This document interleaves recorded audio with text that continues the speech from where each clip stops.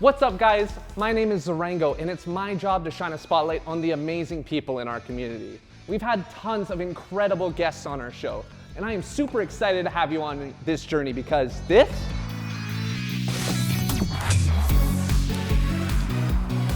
is Smash Talk! Today, we're going to be chatting with the lovely Hazmatt Rules. If you didn't know him from before, you'll remember him after today. After that, we're going to see the best the Pacific Northwest has to offer when it comes to gameplay. Post-gameplay, we're chatting about becoming a top commentator. How do you go about making yourself known and working on your skills? Hazmatt tells us all his secrets, but you can't tell anyone. After that juicy bit of information, we'll be seeing what content creators have made for their most wanted Smash DLC. The community is hella creative, and we love to see it.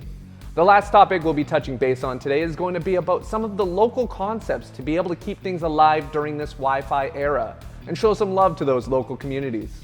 You guys are probably about as excited as I am to be announcing our guest. It's Hazmatt Rules. Welcome. Welcome.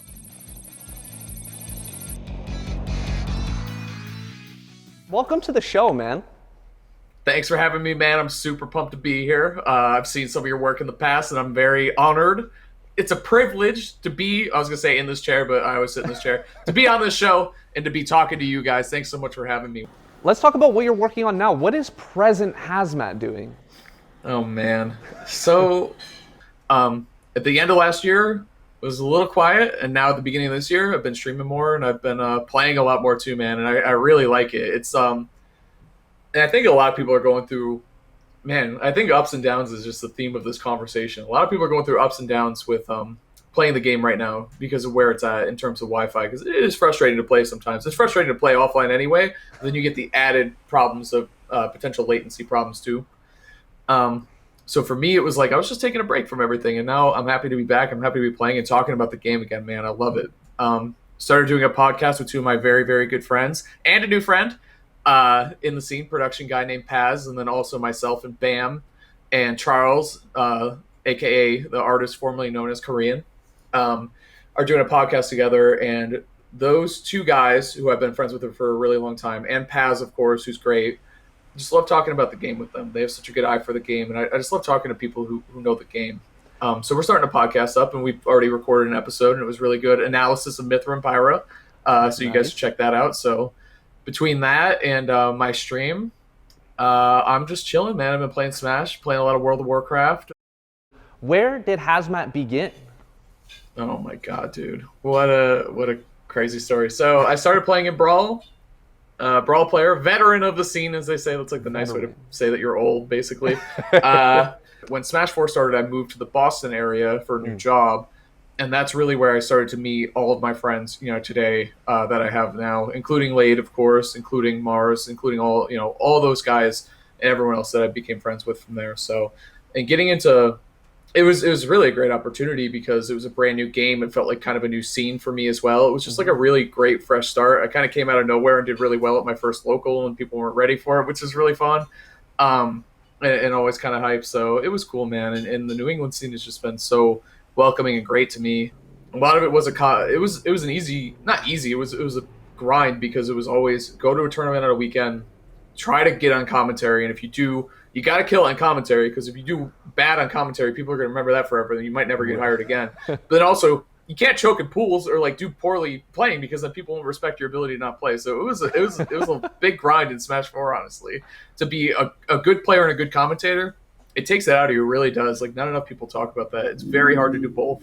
And the New England scene has just been so welcoming and great to me, including helping me become a better commentator, because they really hyped me up on Twitter. Like, they really stood beside me and like helped me out. So I really appreciate them for that, and I'll always love the scene for that, and for like many other things, Talking about making new memories, I would like to hear if you have any old memories that you're extremely fond of. Maybe a time that you went to the tournament and you had an incredible story about hanging out with a top player, or just enjoying yourself during like a 24-hour venue, or something crazy that happened, or maybe even cringe if you have something like that. Yeah, well, none with top players, because they're all dorks, so like, nothing cool ever happens with them. No, I'm just kidding. The first one that comes to my mind was Genesis 7 when Mars won. I did rush the stage. Apologies to security at the theater there. And there's an amazing picture of myself and Mars, and we hugged each other because I'd known that kid since he was a teenager, and just seeing him become a better player and get a better mentality and like grow as a human and just do so well and finally get this huge win. It's funny because when we first met, he was an asshole to me, which is super funny. Like he's just like a teenager, you know. Right. He's just kind of being rude. But I came back. I skipped customs in Smash 4, and I came back for a tournament because people asked me to play. And I was like, yeah, I'll come back and I'll play in a tournament. That sounds fun. No more customs, though. All right. Yeah. No customs. Mars is on commentary. I have no idea who he is. He's been dominating the scene since I disappeared. Like, I have no idea who this kid is. He's just like this, I don't know, 17-year-old kid or whatever. Mm-hmm. So I go, hey, can I hop on and do commentary? And so he turns to the stream and goes, all right, this guy wants to do commentary, I guess. I was like, what the fuck? I was like, are you serious right now? I was like, what did I do to you? So we didn't get off to the best start, but we slowly, you know, the respect was earned on both sides. So it's just funny that the first thing he ever said to me was this. He called me this guy. I was like, fuck this kid. Are you serious? You know who I am? Mad. I'm Hazmatt, baby. Well, I was like a good commentator at that point, but he obviously, well, we didn't know each other. You know what I'm saying? Like, so it was just like two ships in the night. I was like, shit. I was like, what the hell? Like, even if he didn't call me, he doesn't have to call me that guy like, or this guy. I was like, what the hell? I've never been called this guy in my life before. Mars did it. So it's funny. To touch on that, the Mars story, that's one of the reasons why I think this community is so important to so many people, is because you get to watch these kids who are going through probably tough times. And if Mars is anything like the teenagers in my scene, they have a lot of angst and they need to be shaped to be a little bit better. But once you can start honing them in and on their craft and helping them become better people and seeing the people that they become, you almost become like a proud uncle. You're like, yeah, they're doing great, and it's not directly because of me, but because of the scene as a whole. We've been able to influence them in such a positive way that now they're finding success, whatever that means. Yeah, basically, like, it's like I won Genesis 7, right? You know, like, in a way, because I had, you know, helped him. No, I'm just kidding. Obviously, that's all him.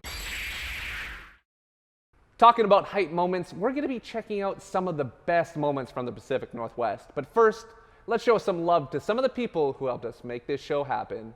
Hello, friends, and welcome back to an exciting month of TGS Game Plus, where you can win a fantastic prize just from playing in any of our tournaments or commenting on any of our YouTube videos for the month. Starting on March 11th, that being today, all the way through the end of April, that being April 30th, you can win a fantastic prize. So, what is it and how do you enter? Well, first up, you have a chance to win yourself a set of Kanto speakers, the YU2s, with the S2 speaker stands. Now, how do you win this rad prize? Well, it's simple. Enter in any of our tournaments before the tournament cutoff, randomly entered in a draw. But to officially be entered, you must participate in that tournament. We'll be cross-referencing, cross-checking, and then adding those entries into the draw. But you can also get bonus entries for commenting on any of the YouTube videos. It's really that simple. So make sure you're commenting #KantoLiving in your favorite Kanto product to have that entry count. So it's that simple. So what are you waiting for? Get commenting and get registering, and we'll see you guys on the tournaments. So friends, see you next month. Yoshi's got the Owen Wilson thing going on, you know? Wow. P2, P1, let's go. Okay. Oh, big punish. Okay. Ooh. You love to see the punish. What the? How do you read that? There's no way, dude. Back air. Yep. Oh, we got. Oh, okay. That was sick. No, I don't think it's gonna be 2 wolf clips in a row. If I know you guys. Yep. That's what I thought. Dead. Oh, we didn't get the sweet spot. Okay. Done. I love that, dude. We fit off stage as a menace, which is so funny because, like, you think of the character, you're playing in your house, like on your floor. Like, you wouldn't think off stage would be their thing. No, don't jump. No. Don't get aggressive there. Go to the ledge. Oh, the fundies, the Tums. Shout out to Tums. I think they tried a forward air. I think that's what it was. What? Why? Buffer? They did forward air. What the heck? Yeah, I'm happy to have an answer for projectiles. Ooh, I love a good item combo. See ya.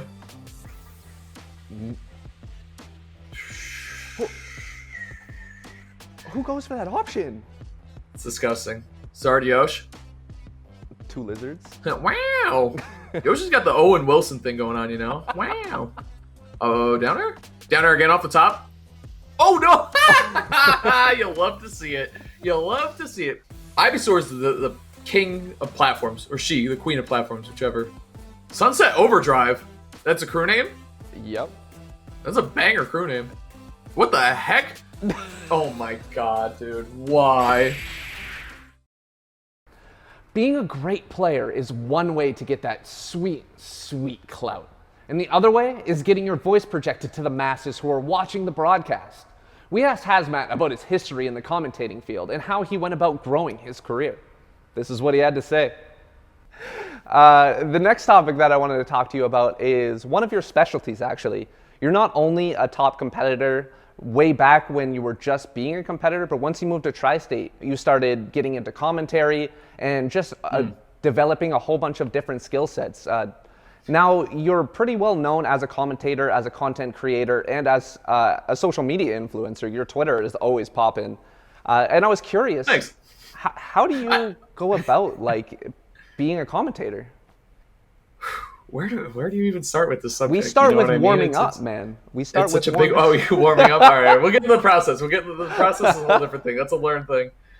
But I think a lot of people want to become a commentator. You know, they see people like TK and EE and Coney and all those guys being so entertaining and just having a blast, and like that's the atmosphere that they provide and that they kind of set up for everyone, which is a great representation of our scene, and I love that. So I think a lot of people are like, I want to get into this, don't really know where to go. So what I'll always recommend, and what I always have told people consistently in the way that I did it is, and I'm a competitive person, so this is kind of the way I viewed it, and I think whether or not you want to acknowledge it, commentary is competitive because you're getting hired or someone else is. You know, you're either doing top 16 or someone else is doing top 16. So I think you got to start off ground level, really just build yourself up and get used to doing commentary at the local level. Become the best at your local level, become the best commentator at your regional level, and then become the best commentator at the national level, which is, you know, it's just like brackets of competition, just like Smash. Like, it's just, you can't win a major if you're not winning your locals. Well, unless your locals have Light and Mars, then maybe you lost the crayons to one or the other.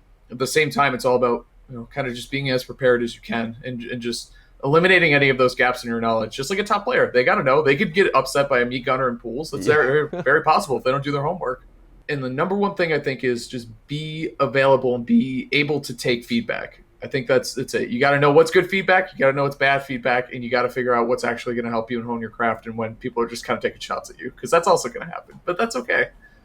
The thing that I really enjoy about that analogy is the comparison between competition in Smash and competition in commentary, because they are similar in the sense where you have to be able to take feedback, you have to ask for help, you have to look for people that are doing what you want to do and take up their good habits and learn skills from them, and put aside the ego, man. You gotta stay true to yourself. First and foremost, it's an expression of self. You're 100% right, and it's that. And not only just like in terms of ego and managing yourself, but in terms of game knowledge. Like, you can't become a top player if you don't study matchups, if you don't study other characters, if you don't know what to say on commentary, you're not studying characters, what the hell are you going to talk about? You know what I mean? So it's very similar to the way you have to study and look at the game. A lot of what I did was ask top players for advice, or when I had questions. I was lucky I had an outlet. Like, I could ask Mars, or I could ask Lade, like hi to top level players, you know, anything that I really wanted, and they would give me good answers. Or they might even say, I don't know. You know, and then we can kind of research together or ask other people. But there's no shame in saying, I don't know, off the mic. But it's when you're on the mic and you're like, oh, I don't know what to say. It's like, well, you might have needed to prepare a little bit better. You know what I mean? And it's hard, especially in a game like Ultimate, where there's so much that you need to know. Yep, absolutely.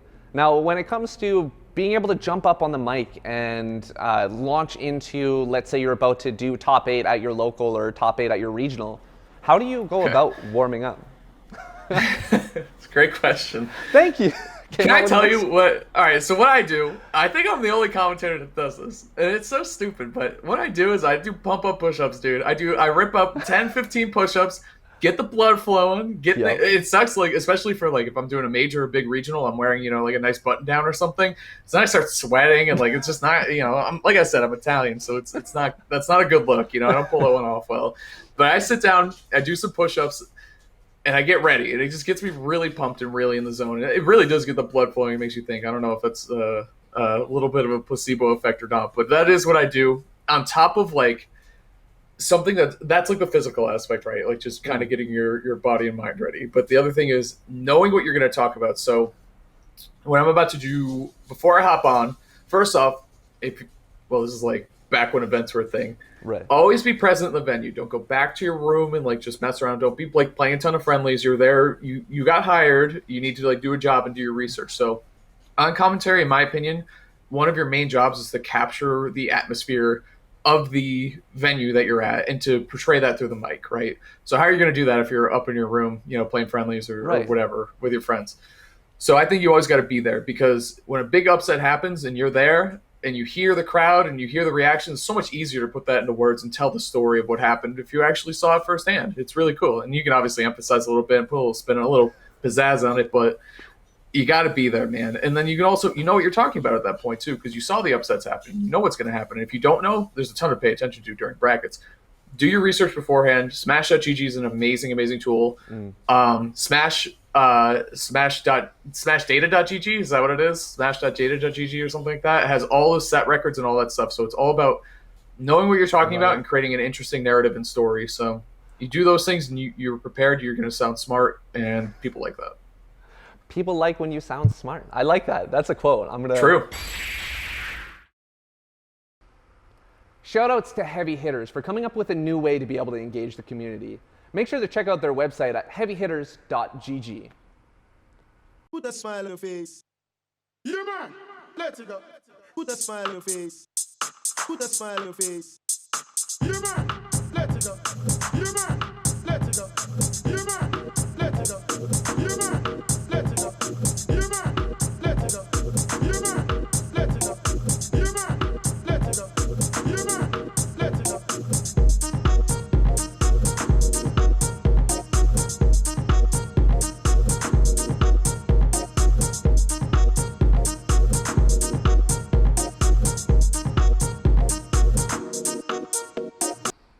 If there's one thing our community can't agree on, it's what the next character should be in Smash. With that in mind, some of the amazing people in our community have created their own dream releases. Make sure to check out their full videos from the creators down below in the description. But this is how Hazmatt feels. Oh, this sound effect is, dude, it gets me hype every time. All right, what do we got? Mario? Okay. It's Mario, Luigi, and Wario. Is this Waluigi? Shit better not be Waluigi. He's an assist trophy for a reason. What's the reason? Nothing wrong with Waluigi, but there are so many other assist trophies that deserve it more than him. I'm sorry. I'm sorry, Waluigi fans. He's medium interesting. He's evil Luigi, Who cares? Okay. I wouldn't be upset, though. I want it, personally, just because I connect with Waluigi on a spiritual level. I will say that any character can be redeemed through their gameplay. Like Pyra and Mytha were that way for me and a lot of people. Let's see. I love the ultimate, the little cutscene right there. Okay. Oh, this is some anime character I don't care about. I'm gonna tell you right now, this is not something... Oh, is it? Oh, I might care about this, actually. So, I only know Phoenix through Marvel, MVC3, but I really like the character and the concept. I think he could be a very fun Smash character. I would be excited about this for sure. I would like this. It'd be interesting. Okay. We need more human characters. I'd give that one good. Good out of 10. A good... Thumb! Hold on. It's like Doom Guy or something. Halo? Oh, it is Doom Guy? Meh. Doom Guy's a meh? I thought Doom Guy was gonna get a thumb, dude. It's either Doom Guy or Master Chief for me. That's it. Master Chief's an amazing one. Like, if I could pick between those two, easily Master Chief, so. Okay. Oh, Sans. Dude, I really wish he wasn't a Mii costume. I really wish he was his own unique character. Oh, I wish so bad, dude. Him and Cuphead. So bad. You're so good at guessing these. I recognize the hallway, man. Yeah, I think he's brilliant. I mean, I think Undertale's just brilliant. I know he's like a meme or whatever, but man. That's how you know I think he's a great character, yeah. For communities to be able to thrive, we need leaders. People willing to do everything for their community regardless of their own benefit. We have a few examples in our community, and Hazmatt's here to be able to share some of his. One of the big things that I wanted to talk with you about today was actually the ways that people are developing their community to keep things interesting in this Wi-Fi era.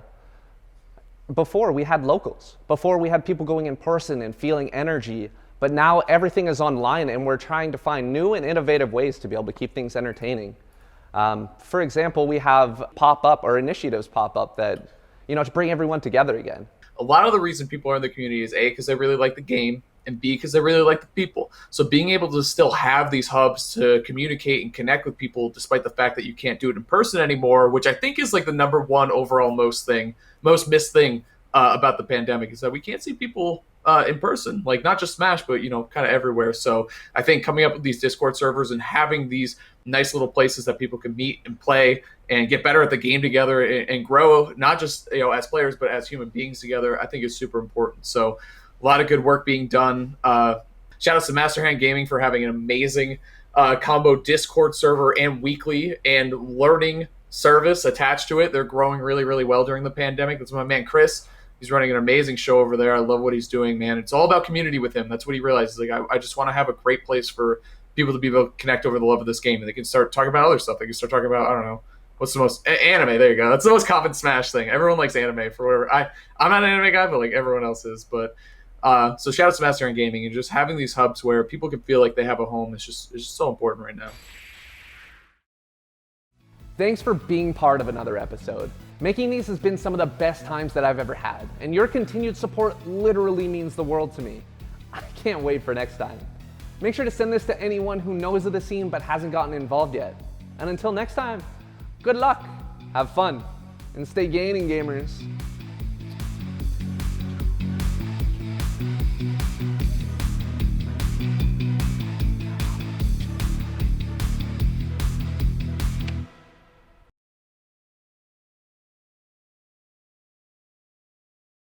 The first thing that came to my mind was Fatality when he stumbled onto stage and then he did push-ups afterwards to be able to get amped up for the set. And then he lost the set and it was really sad.